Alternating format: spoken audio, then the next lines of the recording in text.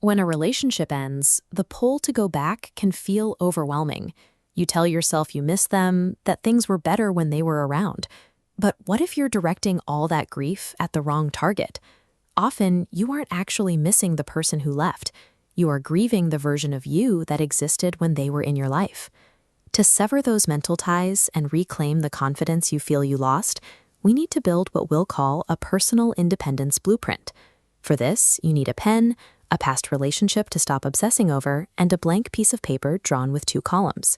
By shifting your focus away from analyzing a lost partner and toward rebuilding your lost self, you regain immediate, actionable control over your own recovery.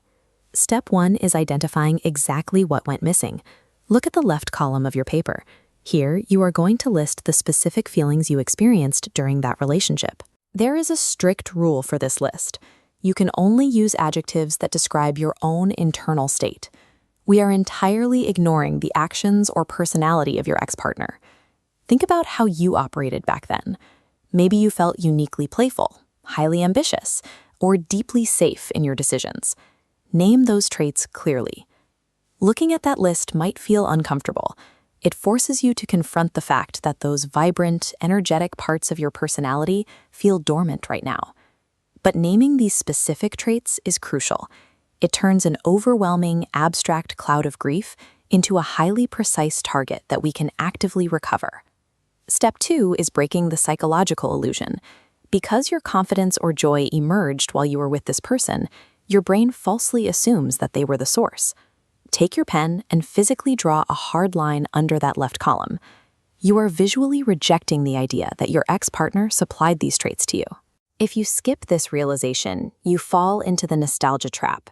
Your mind will trick you into returning to incompatible or even toxic relationships because it thinks that's the only way to get your energy back. Just as a stage allows an actor to perform, the relationship provided the context for your best traits to emerge. The performance, however, came entirely from you. Your joy was an internal reaction to the setting, not a product delivered from the outside. Going back to an old relationship won't magically resurrect the person you used to be. Breaking that false association in your mind is the only actual path forward. Now we move to step 3, intentional rebuilding. Shift your attention to the right column of your paper. This side is entirely dedicated to independent action. Your task is to map every lost feeling from your left column directly to one solo, actionable habit that you can execute this week. If you miss feeling ambitious, write down a physical challenge or a new project that connects to that drive. Missing confidence translates into specific action, like speaking up and taking space in your next meeting. If you miss that feeling of simply being alive, you recreate it by introducing new environments, healthy risks, and small daily disruptions to your routine. By turning abstract memories into concrete habits, you stop waiting around as a passive victim of a breakup. You become the active architect of your daily life. Finally, we reach step 4. We have to avoid the time machine mistake. Trying to perfectly recreate the past is a guaranteed failure because you are no longer that exact person. At the very top of your blueprint, cross out any thoughts of "I miss them" and write down a new directive: "I am upgrading myself." An upgrade means combining the vibrant energy of your past self with the new independence and emotional awareness you gained from the breakup.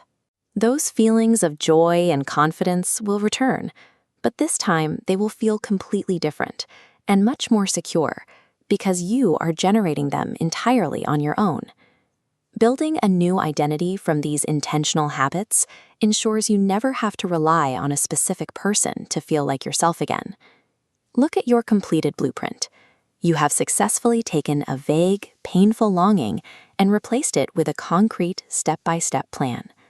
Focusing on your own growth creates a sense of completion that trying to decode someone else's behavior never could. You possess the same capacity for those positive traits you had before. You have simply mapped out a new way to reach them. So take your newly completed blueprint, step firmly away from the past, and execute your first independent action today.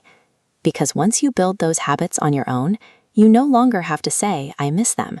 You can finally say, I found myself.